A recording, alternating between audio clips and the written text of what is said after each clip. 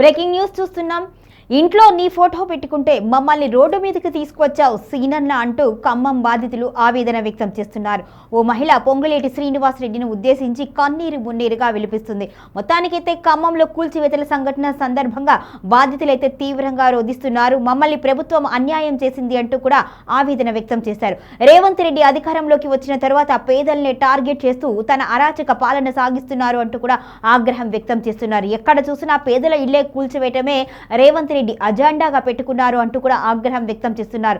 మరోవైపు దీనికి సంబంధించి పొంగులేటి శ్రీనివాసరెడ్డి నాకేమీ తెలియదు, తెలియకుండానే అంతా జరిగింది అని చేసిన కామెంట్స్ ను కూడా వీరు ఆగ్రహం వ్యక్తం చేస్తున్నారు. నీకేమీ తెలియదు అంటే చిన్న పిల్లాడు కూడా నమ్మడు సీనన్న అంటూ ఆగ్రహం వ్యక్తం చేస్తున్నారు. మొత్తానికైతే ఖమ్మంలో ఇంటింటికి పొంగులేటి శ్రీనివాస్ రెడ్డికి సంబంధించిన ఫోటోలు అయితే ఉంటాయి.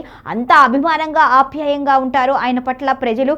సో అందుకోసమే నీ ఫోటో మా ఇంట్లో పెట్టుకుంటే మమ్మల్ని రోడ్డు మీదకి తీసుకొచ్చావు సీనన్న అంటూ వెక్కి వెక్కి వేడుస్తున్నారు బాధితులు. ఈ ఘటనకు సంబంధించి అయితే ప్రతి ఒక్కరూ స్పందిస్తున్నారు. ముఖ్యంగా బీఆర్ఎస్ నాయకులు కూడా ముక్త కంఠంతో ప్రభుత్వాన్ని అయితే దుయ్యబడుతున్నారు. విపరీతమైన ఆరోపణలు గుప్పిస్తున్నారు. ఇక దేశవ్యాప్తంగా కూడా ఖమ్మం ఘటన అనేది సంచలనంగా మారింది. ఒకవైపు అధిష్టానం, కాంగ్రెస్ అధిష్టానం, మరొక వైపు నేషనల్ మీడియా కూడా ఖమ్మం వైపే చూస్తుంది. మరి ఎటువంటి పరిస్థితులు నెలకొంటాయి అనేది కూడా ఇప్పుడు ఆసక్తికరంగా మారింది. 2 రోజులుగా ఖమ్మం బాధితుల రోదన వర్ణ విధాయకంగా ఉన్నట్టుగా తెలుస్తుంది. మొత్తానికైతే మరి వీరికి ఎటువంటి ప్రత్యామ్నాయం చూపిస్తారో అనేది కూడా ఆసక్తికర పరిణామంగానే ఉంది. ఇప్పటివరకైతే మంత్రి తుమ్మల ఇందిరమ్మ ఇళ్ళు ఆదేశాలు జారీ చేశారు. మరి ఇందిరమ్మ ఇళ్లకు సంబంధించి ఎంతమందికి ఇళ్ళు ఇస్తారు, ఎక్కడ ఇస్తారు అనే క్లారిటీ అయితే ఇంకా ఇవ్వలేరు. బాధితులందరూ కూడా తీవ్రంగా ఆవేదన వ్యక్తం చేస్తున్నారు. మేము ఉండడానికి నీడ లేదు, నిలువ నీడ లేకుండా చేశారు అంటూ కూడా ఆగ్రహం వ్యక్తం చేస్తున్నారు. ఇక ఖమ్మంలో కాంగ్రెస్ పార్టీ అనేది లేకుండా రూపు మాపేందుకు మా శాయశక్తుల కృషి చేస్తాము అంటూ కూడా బాధితులు తమ ఆగ్రహావేశాలను చూపిస్తున్నారు. నాకు తెలవకుండా చేసిర్రు అన్న, తెలవకుండా చేస్తారా అన్న? నువ్వు భూముల మీద పెద్దోనివే నువ్వా, నీకు తెలవకుండా లోకం చిన్న పిల్లగాడు కూడా నమ్మడు. కాకపోతే ఇవాళ నువ్వు నీ మెప్పులు పొందడానికి నువ్వేదో అంటున్నావు కానీ తప్పు అన్నా.